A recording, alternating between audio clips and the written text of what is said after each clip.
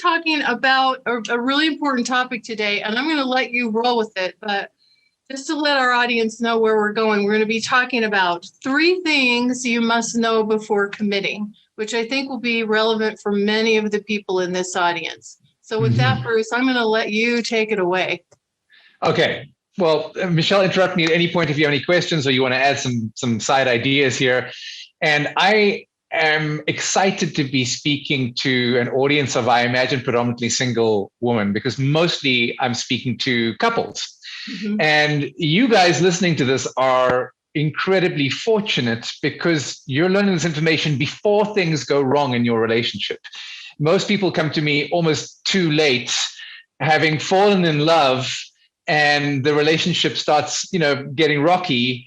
And then sometimes it's too late to do anything about it. I certainly wish myself I had discovered this stuff. So I'll just give you a quick background on who I am, how I came to be here, and then we'll dive into these 3 things you need to know before you commit in a long-term committed relationship. So I wasn't always a relationship expert. In fact, for a lot of my life, I guess I was a relationship disaster in that most of my relationships ended the same way. And at some point, I woke up to a profound realization that the common denominator in all of my failed relationships was me. And I had to kind of tell the truth to myself that I had some growing to do. And that's what got me interested in learning about romantic relationships. And I started off reading books, and then I started discovering research papers, and I went deep. And then I started flying all over the world to learn at the feet of some of the authors I had studied. And I never really had an intention to be helping couples. I was just really curious and really wanted my next relationship to last. And eventually, after a couple of years of learning, and I'm the kind of guy that whenever I'm into something, all my friends know about it. I use them as I just teach to them. And after a couple of my friends came to me and said, Bruce, actually, you should really consider doing this professionally. You're really good at it. A seed was planted, and I went back to school twice, got qualified twice to work with couples, and somehow fell into the niche of helping couples in trouble. And perhaps it's the intensity of that work that's so rewarding. But whatever it was, that's what I ended up doing. And I started Love at First Fight, which is my company, loveatfirstfight.com. And I help over 300 or 400 couples every year to turn their marriages and relationships around. So I've been doing this for about 12 years now. So I've had a lot of data to gather patterns from. And so what I'm going to share with you today comes from having spoken with thousands upon thousands of people and seeing their patterns and the same mistakes being made over and over and over and over again. And I want to share with you what I feel are probably the top 3 most important things you need to know as a single person getting into a relationship. And the first one is that relationships naturally evolve through 3 developmental stages. And I never knew this. I wish I had. And just like growing up from being, a newborn to a toddler to a teenager to eventually, like my stepdaughter, a 19-year-old, almost 20-something going into the world, you go through levels, developmental levels, and you can't skip them. So you can't go from toddler to 20-something. You've got to go through teenager first. Our relationship also goes through stages that you cannot skip, okay? And some of us may never get to the last or 3rd stage. Many of us stay stuck in the 2nd. So what is the first one? I bet you've all guessed it's the romance stage. It's that stage where you single people watching this are about to embark on when you meet somebody and you're going to fall in love. And it's the stage that happens when it's usually the relationship is anywhere between new and about 2 years old. It never lasts longer than 2 years. Most likely it'll last about 6 months max, but it can stretch out to 2 years.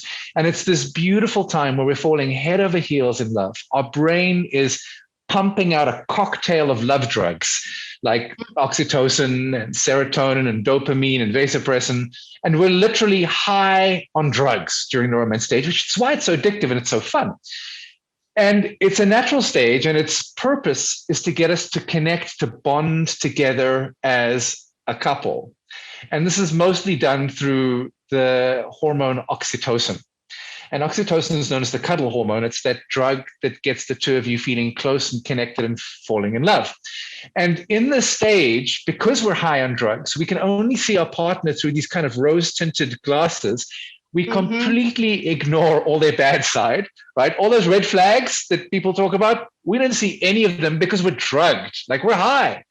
And Bruce, there's a we only showed. There's a saying that says when you have on rose-colored glasses, all the flags just look like flags. So you can't see the color of the flag. That's so good. Can I steal that? I love that. So that's exactly it. And then, we only show them our good side and kind of hide all of our, flaws, and we keep those to ourselves. So we really are operating in the most immature form of love, just like being a toddler is kind of the most immature form of being human. We're like toddlers in our relationships in the romance stage. And we really can't see the other person objectively, and we don't show them our flaws. So we're not really being completely honest about who we are either. And I think Hollywood is led us to believe that this is love, where really this is not anywhere near close to love. This is infatuation. These are drugs. Neither of you are choosing each other. You're falling. It's almost like you're being forced into a relationship by the drugs. It's like somebody shut you up in your arm and suddenly you're high and you can't help yourself but fall in love. So there's not a lot of choice going on here. But somewhere between 2 months and 2 years, the drugs wear off, which is kind of a bummer. And one day, we wake up and it's so exciting and fun and what we all look forward to so much, right? Yeah, and for a little while, we're desperately scrambling, trying to get them back, and we'll try to change our partner and manipulate and do whatever we need to do to get that damn high back. But eventually one day we wake up and we look over at the person, lying next to us, and we're like, I don't know, man. I'm not sure I made the right choice here. Like you don't look as good as you used to. And where I thought you were Mr. or Mrs. Perfect, I'm not so sure anymore. And the glasses are kind of like whacked off our face, and suddenly we're faced with the reality of who the other person is. And so are they. They're looking at us thinking the same thing, going, geez, where I used to think you were so, in touch with your emotions. Now I'm just seeing you're a drama queen. Or, where I used to think, you were so cool, calm, and collected, almost like James Bond. Now I can see you're emotionally shut down and like you're just completely detached from your feelings. And, you don't even know how to listen to mine. And suddenly the reality of who the other person is presents itself. And this is a shock. It's a wake-up call. And it's devastating. It's a real kind of fall from grace to some extent. And our partner falls off the pedestal we've put them on, as do we, off their pedestal. And this is where conflict enters the relationship. I'm sure every single one of you is nodding your head in recognition as you think back to previous relationships which ended in the power struggle stage. So we go from the romance stage into the power struggle stage. And just as the romance stage had a purpose, which was to get us bonded together, the power struggle stage also has a purpose. And it's to get us separate again, so that we don't lose each other in relationship and become this kind of codependent, brother, sister, cuddly, mushy mess that is unable to function independently. And it's the power struggle stage is necessary, as is the romance stage. It's important to be a couple, but it's also important to remain yourself and autonomous and independent in the relationship, because otherwise one day you'll wake up and feel like you've lost yourself. In fact, that's one of the most common complaints I hear from one partner in a couple that comes to me for marriage help or relationship help, is I feel like I've lost myself in this relationship. And this process, sorry to interrupt, that's one of go ahead. the most common concerns that women express to me about getting into a Yes. partnership is they're afraid they're going to lose their autonomy, their independence, their identity, who they Yes. are by being in a partnership, especially for women that are a little bit more mature, which is who I tend to work with, who have worked really hard for that independence and autonomy and identity. So yeah, this comes up as Exactly. a lot. So what I have to say to that is that you will lose your independence and autonomy in a relationship for a little while in the romance stage. That's natural, that's normal, and that's okay. As long as you know what's going on, there has to be some form of surrendering myself in order to merge together as a couple. If you stay hyper independent, you will never create the couple bond. And so women who are very successful in their lives often struggle to create the bond because they're so terrified of losing their independence, exactly as you're saying. And so what I say is just let go, let it happen. And then in the power struggle stage is the natural time where you're going to have to separate, and it'll happen naturally. Now, you separate too much because then you lose the relationship. But if you don't separate enough, you stay kind of in this gushy, mooey codependence. And this process is called differentiation. That's what psychologists call it, differentiating from each other. And it's difficult because once you've fallen in love, it almost feels like an abandonment when your partner starts withdrawing from you and wanting to spend more time on their own or with their friends that they had way before they met you. Many people in my courses and in my one-on-one consulting say things like, I feel hurt. He wants to spend time alone with his friends and not with me. And I'm like, that's a good thing. Encourage it. Because that's the power struggle stage. And the more you resist it, the more it will persist. The more you try and stop it from happening, the longer it will transition through the power struggle stage to the next stage of relationship. Now, let's just talk about the power struggle stage for a little bit, because it's probably the most difficult one, and it's the one where most relationships end. And that's why I think understanding these three stages of relationships is really crucial for single people, because if you don't know that the power struggle stage is coming, you will very easily assume that there's something wrong with the relationship, or probably more likely something wrong with the person that's lying next to you in your bed. Right. And you'll break up with them thinking relationships shouldn't be this hard. That's probably the most common phrase I hear from my clients. Relationships shouldn't be this hard. I'm like, yeah, they're not that hard when you're in the romance stage, and they won't be that hard in the third stage either. You're just in the power struggle, which is where it's meant to be hard, because the two of you are figuring out how to be together. And if you don't know this, you'll assume that your relationship's flawed, or your partner's flawed, or perhaps even you're flawed.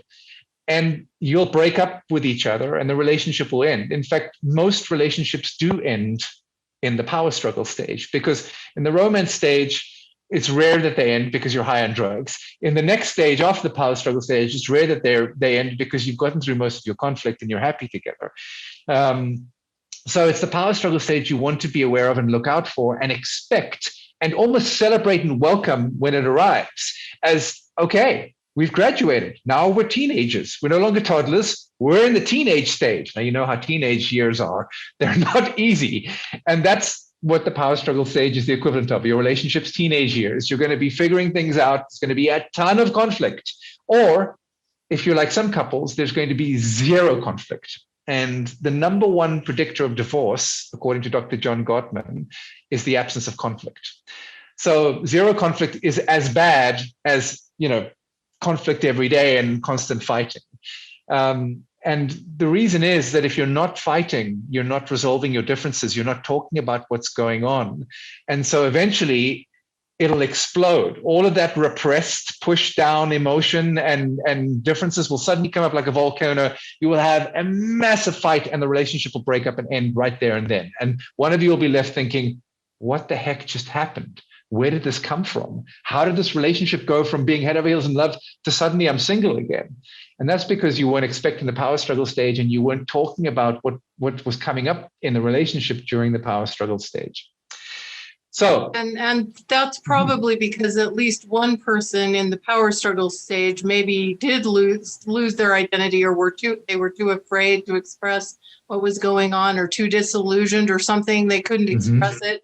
And then it builds up inside and then all of a sudden blows like a volcano, right? Exactly. And it's often the more withdrawn, reserved, avoidant man, or a partner who's people pleasing. Those two types are the most prone to not express their needs. The reserved, withdrawn, kind of emotionally shut down person tends to be afraid of intimacy. They're afraid of opening up Pandora's box. They've spent their entire life not talking about their feelings. So why would they start now? And, it's often the woman who's pushing them to kind of talk about what's going on. And the man's like, no, thank you. Nope, nope, nope, not going there. Nope, nope, nope.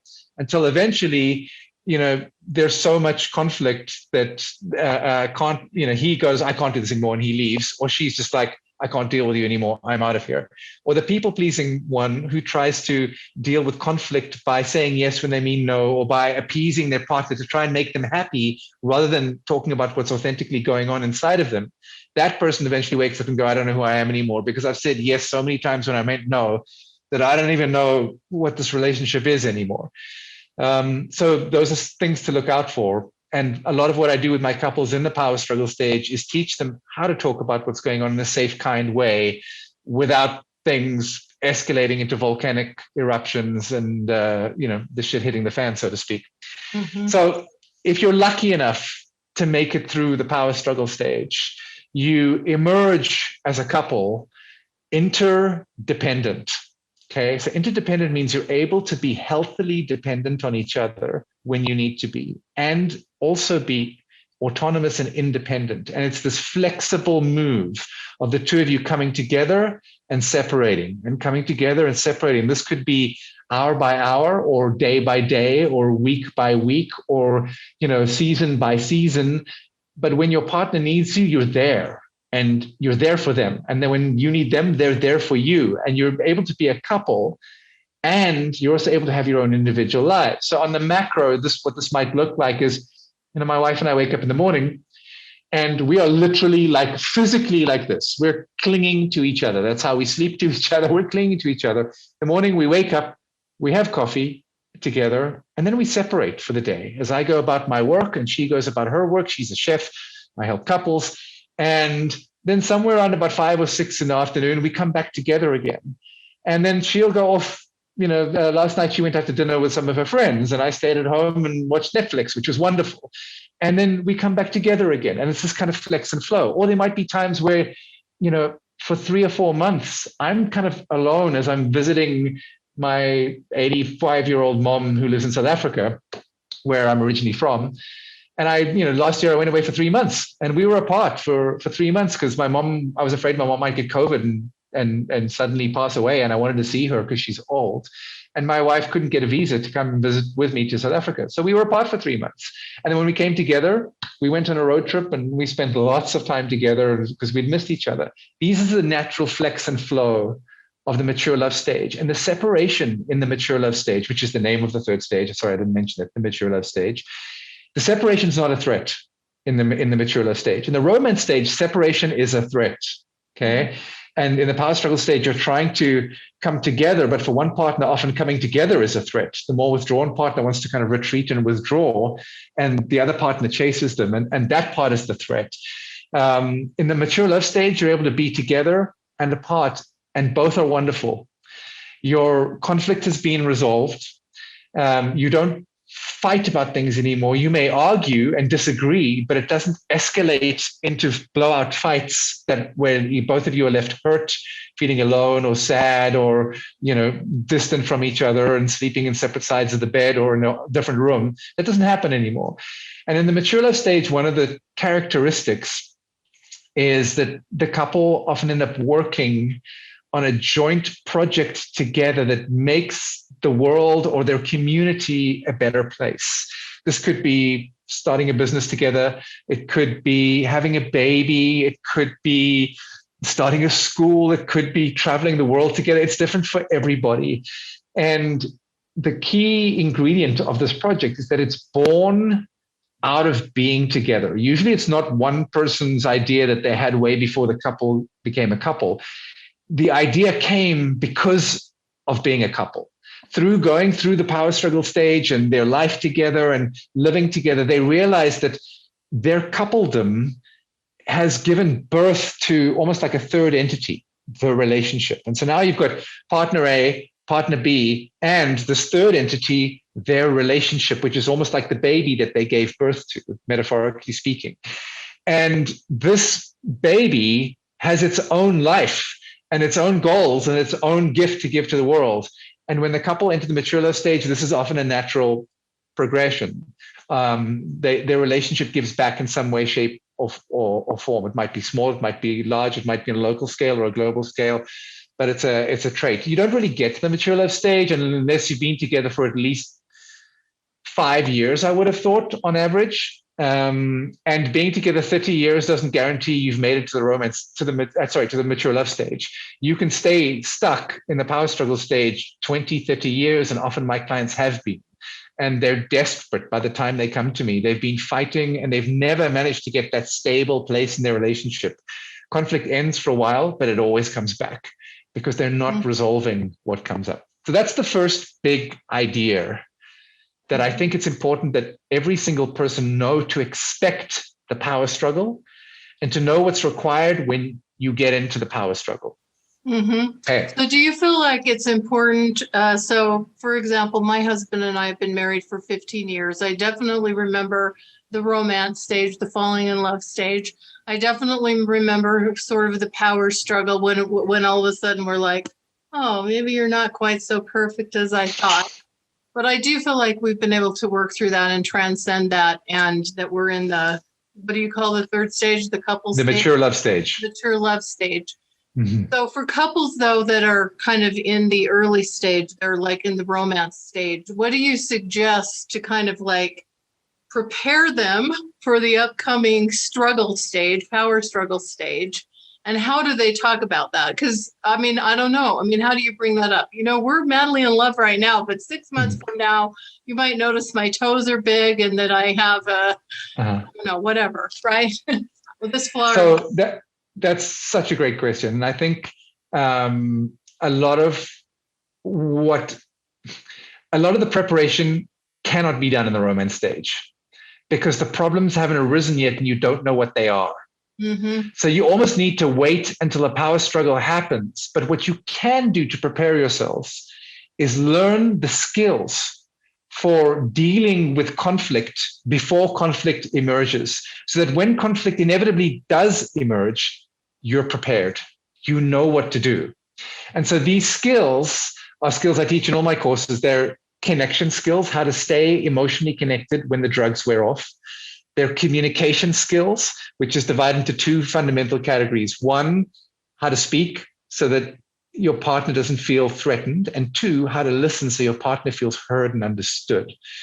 So you need to learn connection skills and then communication skills. Then you need to learn how to resolve conflict, what the process is to go through to talk about what's going on, discovering your needs, discovering your values, how to communicate about them in a way that doesn't occur as a threat, and then how to resolve conflict. And then finally, I think the fourth key critical skill is how to restore trust when inevitably you disappoint each other, betray each other, hurt each other. How do you repair to get back on the same page again?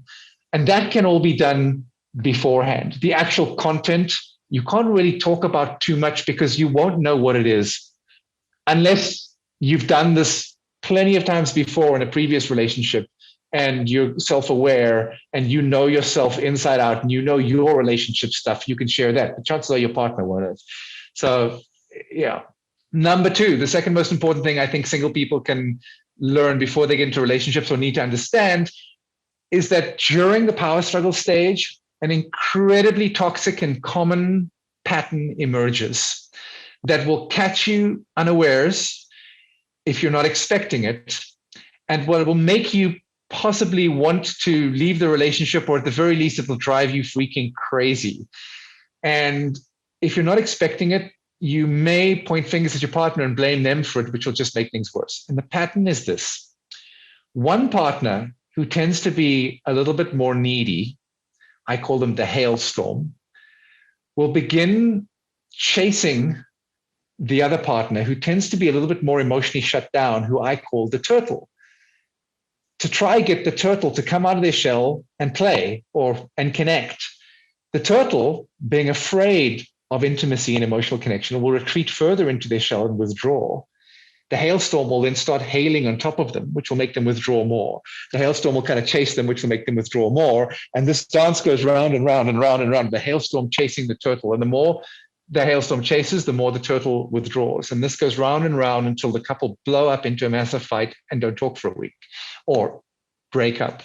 This is the single most common pattern that I see in all of my work with couples. And it is so heartbreaking to be in the midst of the pattern. I know personally, I've been caught in it many times before.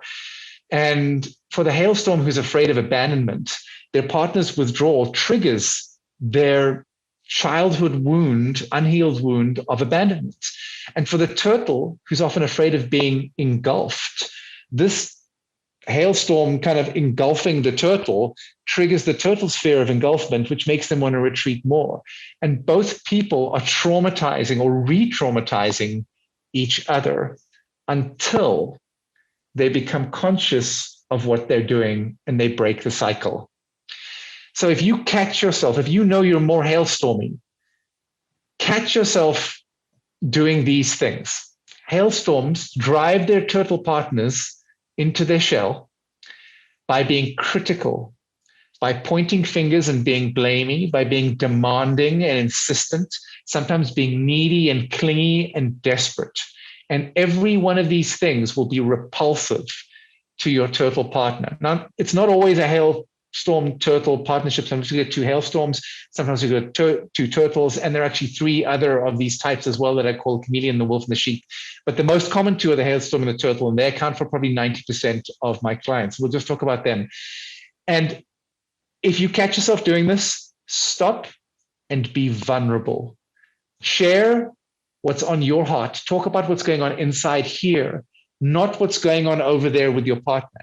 Hailstorms almost can't help themselves but talk about their partner. You never, you always, you don't love me. Why are you never here? What's wrong with you? It's like you. And the turtle's like, oh, they retreat into their shell and like run away. Mm-hmm. So hailstorms, you've got to be aware of that. Turtles, here's what you've got to be aware of. Because you're afraid of either being rejected or being engulfed. Rejected means being judged as deficient in some way. When you experience being rejected or engulfed, you will numb your emotions, shut off or disconnect yourself from your heart, and retreat into your shell and hide out. And this will just make things worse. Although it may not feel like it in the moment, you can actually do something to make the situation better. And here's what I suggest you do.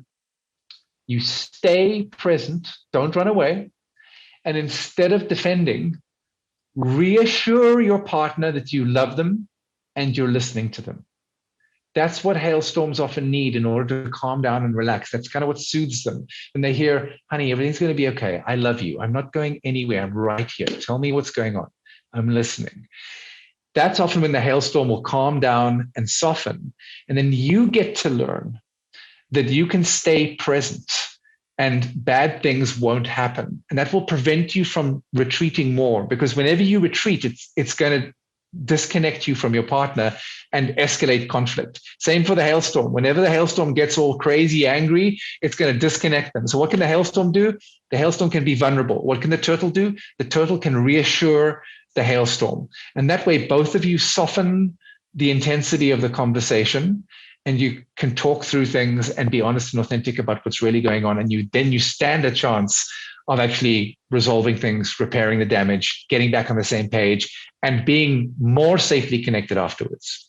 Mm-hmm. So that's the second idea. You will get caught up in this hailstorm turtle dance. Can I ask you a couple of questions about that? Yes. So is the hailstorm kind of person maybe an anxious kind of attachment kind of style, or maybe someone who's more extroverted that wants the turtle to come out, and the turtle's maybe more of an avoidant kind of attachment style, or more of a introverted kind of personality? And I'm asking this because I was having this conversation yesterday with a woman, and she and her husband have been married, I think maybe 6-7 months. They're a little older. They're in their 70s, and it's a second marriage. And she was telling me, we were driving in the car together. We went to see another sick person who's in a care center. And she's telling me, she said, what I'm finding is that I want to go out and play all the time, and I want to have people over all the time, and I want to be really social all the time. And he doesn't want to do that.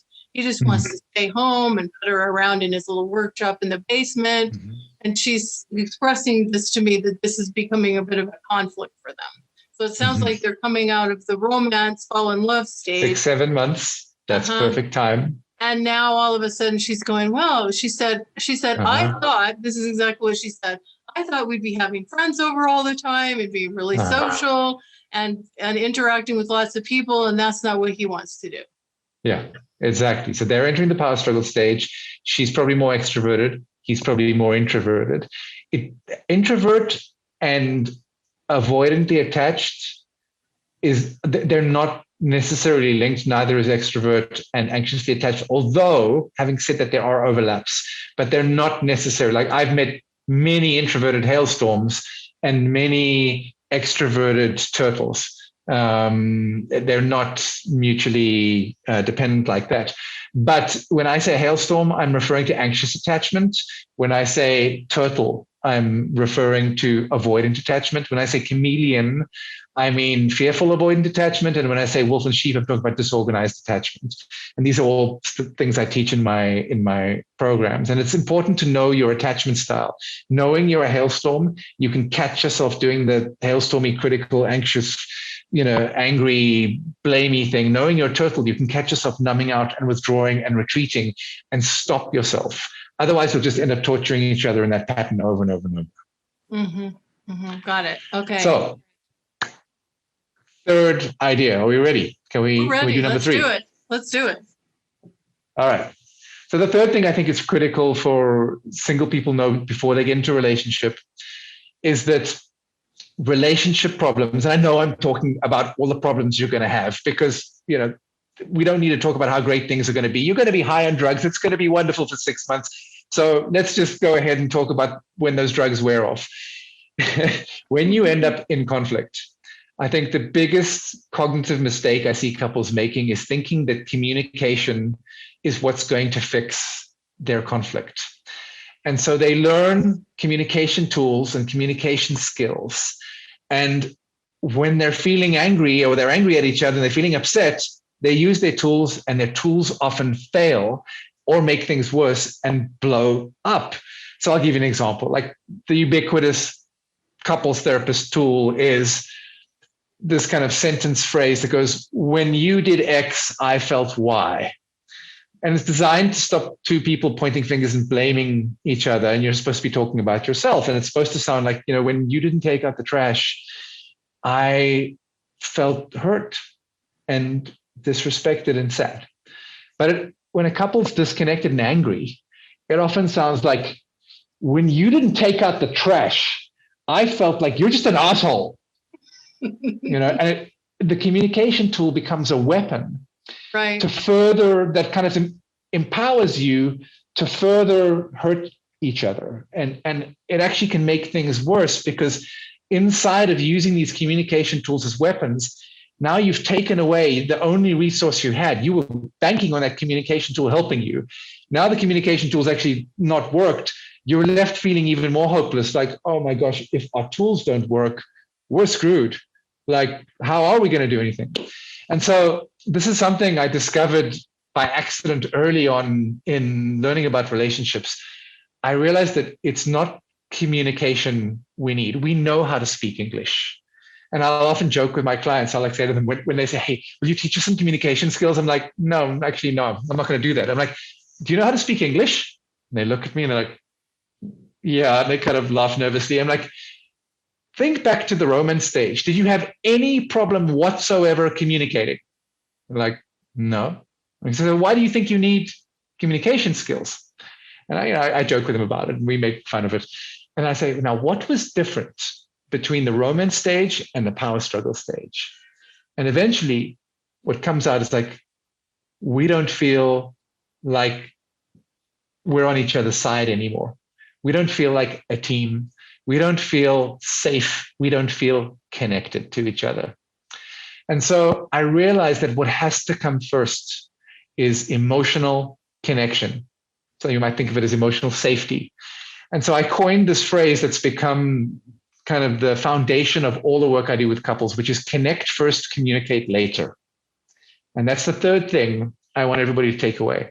Connect first, then communicate later. Never, ever, ever try to communicate with an angry person. You are wasting your time, or with an upset person. First, get connected. And then from the space of being a connected couple, you will communicate kindly, naturally, because you're not perceiving your partner as the enemy that you need to defend yourself from or protect yourself from. You're perceiving your partners being on the same side as you. And when you're standing side by side, safely connected, you can look out at the problem, and the two of you together attack the problem, not attack each other. And that way, the two of you collaborate as a team, and you're able to resolve what's going on, often naturally, without even needing communication skills. Now, I'm not saying communication tools are unimportant. They are important. They're just not the first thing that needs to happen. And that's the mistake I think 90% of couples therapists make. They teach their clients communication tools, and you will be blown away at how many of the couples come to me saying that couples therapy just made things worse. And I say to my clients, let me guess, they taught you communication tools, didn't they? And they all nod. Yep, we know how to communicate apparently, but apparently we still can't. And I'm like, no, you can communicate. It's just you haven't learned how to connect yet once the drugs wore off. You're so used to connecting automatically in the romance stage. In the power struggle stage, you need to learn how to connect when you don't feel like it. When there aren't any drugs flowing through your bloodstream, how do you create that oxytocin naturally without needing the romance stage? And so that's the next thing. Now, how do you connect? Well, I've got at least 20 techniques that I teach in my courses. I'll give you one of them that's very simple. Go to your partner when you're in the middle of conflict, give them a hug and say, I'm sorry I hurt you. Even if you think you've done nothing wrong, just apologize for having hurt them, because you should be sorry that you've hurt them.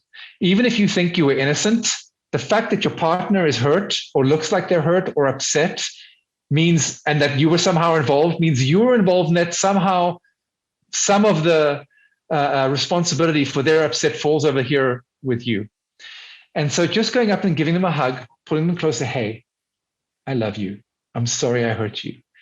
That's often enough to just soften the whole situation and bring it down to the point where the two of you are, instead of feeling threatened, are now, and now you can talk about what's going on from a place of being safe. When you give them a hug, I recommend you give them a hug for at least 10 seconds. Don't just give them a quick, hi, goodbye, hug, bye, and run off like an awkward hug.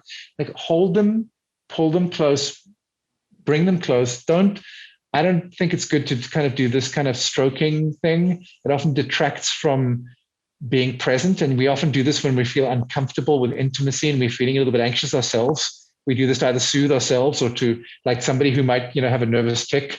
This is what we can often do when we're hugging our partner. It's a nervous tick on our part. Rather just hold them and embrace them for 10 seconds and do it in silence even. Just hold them close, close your eyes and feel each other and then whisper in their ear, I love you, I'm sorry I hurt you, or I'm sorry I hurt your feelings, or I'm sorry, that this is happening to us right now. I want to make things better. That's it. I mean, there's many more ways to connect, but that's a good one. If all else fails, you can always remember that. An apology with a long, meaningful hug, your partner sometimes may even burst into tears, like, oh, I feel so much better, as the relief just, the weight lifts off their shoulder. And then you can sit down and say, okay, so what's going on? And use your communication tools and talk about things kindly and in a way that actually gets things resolved. So that's the essence of what I wanted to share. I'm happy to go in any kind of direction, or we can, wrap this up. But the first thing, just to recap, is relationships go through 3 developmental stages. You're likely to get stuck in the power struggle stage. Expect it and know there's nothing wrong with your relationship when you get to the power struggle stage. 2, in the power struggle stage, the most common pattern you're likely to fall prey to is this hailstorm chasing the turtle pattern that will go round, round, round, destroy you. Hailstorm's afraid of abandonment, turtle's afraid of rejection or engulfment. And the way you get through this is by the hailstorm talking about their own emotions, their own feelings, rather than pointing fingers at the turtle, and the turtle staying present and reassuring the hailstorm. And the third thing is that if you try to communicate when one or both of you are upset, it's not going to go well. You've got to connect first, communicate later. If you remember that and you soothe your partner and connect with them first when you have an upset, chances are your communication is going to go a whole lot better. And you can try this out today, with anybody in your life who's upset. If anybody comes to you and they're upset, don't try talking with them. Just give them a hug and hold them a little bit and watch how that calms them down. Then talk and listen and watch what a difference it makes. So that's what I got for you, Michelle.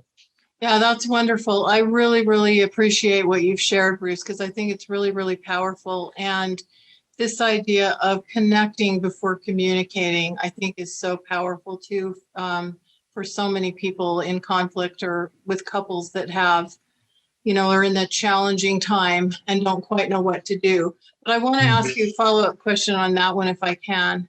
Please. That is, what about couples where the resentment, this sounds all well and good, but I know you work with the tough cases. So what about couples where they've literally built up resentment after resentment after resentment, and maybe even the idea, like to me, giving my husband a hug and saying, I'm sorry I hurt you, I could totally feel that I would be very happy to do that. And I could see how that could break down whatever was going on. In fact, we've done similar things to that when we've been in conflict, and then we can talk and then we can reconnect. But for couples that have built up resentment after resentment, and maybe even the thought of giving that hug or receiving that hug almost feels like, don't even come near me, or I don't even want to touch him, kind of thing, right? Like what if it's gone beyond the average conflict kind of stage? Okay, two things. One is you need to resolve and heal what I call never again moments. So usually if a couple's been together a long time, long enough to have resentment, there will be a never again moment, a moment in the relationship where one or both partners had this experience where they said, never again will I trust you to be there for me. And they shut down, they built walls around their hearts, and this will sabotage any attempt to repair, to reconnect, because every time it's like, nope, you abandoned me when I was giving birth, you were having a business meeting. Or nope, I found out that you had a secret bank account and you'd hidden it from me for 5 years and didn't tell me about it. Or nope, whatever it was, it's a betrayal. And nothing will sabotage your relationship more than unhealed betrayals. And so what I do with couples in that place is I take them through a very specific conversation that's too detailed to outline in the short amount of time we have here. But essentially it's a process that deals with the never again moment and heals it. And there's certain things that have to happen. One of which is the offending partner needs to demonstrate, not say, demonstrate that their partner's pain and hurt hurts them. And this can't be faked. It's sometimes through a tear rolling down the cheek. It's sometimes through an expression of shock as the offending partner realizes the impact they've had. And it's a difficult conversation to have on your own because often the emotions are so high, it's hard to talk about without an explosion. It's much easier to have with a mediator who knows the lay of the land and can safely guide the two of you to where you need to go. And that's often the second conversation I'll have when I'm seeing a new couple one-on-one for the first time. The first session, I'd get to know them, and I'll see if there's a never again moment. And it's the first thing I'll deal with is never again moment, because I know that it'll be impossible to get past that and do any good work until the never again moment is healed. And they can be healed, and anywhere between 45 to 90 minutes is enough if both people are willing to get through 20 years of repressed hurt and resentment and betrayal. And what happens is kind of like a series of dominoes. Once the first one falls, a lot of the other ones go, because often a couple will come to me, they've been together 20, 30 years, and they go, well, which never again moment? We've got 20. Do we have to talk about all 20 of them? And I'm like, no, you just have to usually talk about one. It's the one is enough to soften and knock over the others, maybe two tops, but usually never more than two. And then you can start doing the work together. The second way to think of this is to kind of like the suck it up, buttercup, and just do it. Like, I don't feel like giving my partner a hug. That can often be a kind of like, well, why should I? Do they even deserve it? And I kind of, there's another way to think of that is like, he's got to do it first. Right? Yeah, or he's got to do it first. Typical Hailstorm thing. You're like, no, I'm not going first. You go first. You prove to me that you love me. If you start first, then I'll respond, but I'm not going first. And really what that is playing the victim and refusing to be responsible for the fact that, okay, our relationship has a problem, and that means I have a problem because I'm part of the relationship. So I need to take responsibility for the fact that our relationship is a problem. Let me go and initiate some kind of repair with my partner. But the example I often give to my clients is like, imagine you've been out to a restaurant with some friends, you've had a glass or two of wine, you get home, it's 2 a.m, you're super tired. All you want to do is fall asleep. Last thing you want to do is go to the bathroom and brush your teeth. Most of us will actually get out of bed and hobble to the bathroom, bleary-eyed, keep the lights off, find the toothbrush, brush our teeth half asleep, wash our mouth out, and go to bed. Do we feel like doing that? Hell no, we don't. But we do it. Why? Why do we do this? Because we have a commitment, and we've made our commitment a habit. And the commitment is to having healthy teeth. And we've turned this into a habit that, to not brush our teeth would be almost, unthinkable. Maybe we do it once a year, but it certainly wouldn't be a habit. Now, in the same way, all of us have a commitment to our relationship, and that is to have a healthy relationship. And what's required sometimes is doing things that we don't feel like doing. And we need to do them anyway. And I think many of us, because maybe of Hollywood, fall prey to this mistaken belief that we should only do things when we feel like it, and if we don't, it's not really loving, or if we don't, we're faking it. Hell no. I'm constantly doing things for my wife that I don't feel like doing. And that's how she knows I really love her. We are so different. When I, spend half an hour listening to her talk about her day, when I'd rather be out there kite surfing, and it really is pretty. I don't even know if you can see there, but the beach, you can't really see it. Anyway, that's the ocean right there. Very well, but it's very blurred. We can see the blue. I live on the beach in the Caribbean because I'm a kite surfing addict. When I don't go kite surfing and I sit and listen to her talk about her day, that's the most in love she can be with me, because she knows I've sacrificed something for her. And I think it's important to learn, it's a sign of maturity, to learn how to learn to do things we don't feel like doing that are good for us, or better still, that are good for our relationship. Yeah.